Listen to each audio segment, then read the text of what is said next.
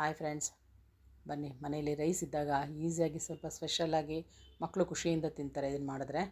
ನೋಡಿ, ನಾನು ಇದಕ್ಕೆ ಪಲಾವ್ ಎಲೆ, ಚಕ್ಕೆ, ಲವಂಗ, ಮರಾಠಿ ಮೊಗ್ಗು, ಅನಾನಸು ಎಲ್ಲ ಹಾಕಿದ್ದೀನಿ. ಇದಕ್ಕೊಂದು ಸ್ಪೂನ್ ಈಗ ಶಾಜೀರ ಹಾಕ್ಕೊಳ್ಳೋಣ. ಇದು ಫ್ಲೇವರ್ ಚೆನ್ನಾಗಿರುತ್ತೆ, ಪಲಾವ್ ಥರನೇ ಇರುತ್ತೆ ಇದೆಲ್ಲ ಹಾಕಿದ್ರೆ.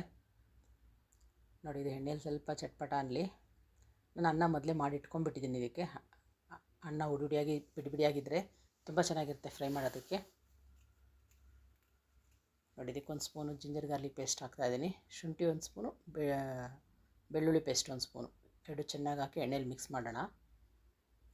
ನಾನು ಇದಕ್ಕೆ 2 ಈರುಳ್ಳಿ 2 ಟೊಮೊಟೊ ಪೇಸ್ಟ್ ಮಾಡಿ ಇಟ್ಕೊಂಡ್ಬಿಟ್ಟಿದ್ದೀನಿ ಫ್ರೆಂಡ್ಸ್. ಮಿಕ್ಸಿಯಲ್ಲಿ ನುಣ್ಣಗೆ 2 ಈರುಳ್ಳಿ, 2 ಟೊಮೊಟೊ 2, ಇದು ಆಪಲ್ ಟೊಮೊಟೊ ಹಾಕಿದ್ರೆ ತುಂಬ ಚೆನ್ನಾಗಿರುತ್ತೆ ಇದಕ್ಕೆ. ನೋಡಿ, ಪೇಸ್ಟ್ ಹಾಕ್ತಾಯಿದ್ದೀನಿ. ಈಗ ಇದು ಚೆನ್ನಾಗಿ ಎಣ್ಣೆಯಲ್ಲಿ ಫ್ರೈ ಆಗಿ ಎಣ್ಣೆ ಬಿಟ್ಕೊಳ್ಳೋವರೆಗೂ ಫ್ರೈ ಆಗಬೇಕಿದು. ನೋಡಿ, ಈಗ ಎಣ್ಣೆ ಸ್ವಲ್ಪ ಮೇಲೆ ಬರ್ತಾಯಿದೆ.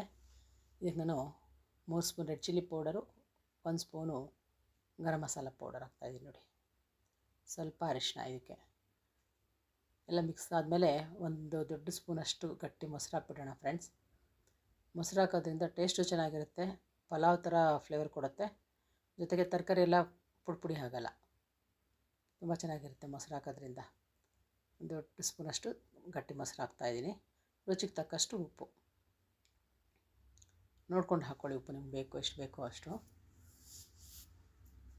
ಇದು ಚೆನ್ನಾಗಿ ಉಪ್ಪು ಎಲ್ಲ ಮಿಕ್ಸ್ ಆಗಿ ಮೊಸರೆಲ್ಲ ಮಿಕ್ಸ್ ಆಗಿದೆ ಅಂದಮೇಲೆ ತರಕಾರಿ ಮೊದಲೇ ಸ್ವಲ್ಪ ಫ್ರೈ ಮಾಡಿ ಇಟ್ಕೊಂಡಿರ್ತೀನಿ, ಅದನ್ನು ಹಾಕ್ತಾಯಿದ್ದೀನಿ. ನಮ್ಮ ಮನೇಲಿ ಏನು ವೆಜಿಟೇಬಲ್ಸ್ ಇದ್ದರೆ ಅದು ಹಾಕ್ಬೋದು ಫ್ರೆಂಡ್ಸ್. ನಾನು ಹುರುಳಿಕಾಯಿ, ಕ್ಯಾರೆಟು, ಕ್ಯಾಪ್ಸಿಕಮ್ ಹಾಕಿದ್ದೀನಿ. ಬಟಾಣಿ ಹಾಕ್ಬೋದು, ಡಬಲ್ ಬೀನ್ಸ್ ಹಾಕ್ಬೋದು, ತುಂಬ ಚೆನ್ನಾಗಿರುತ್ತೆ.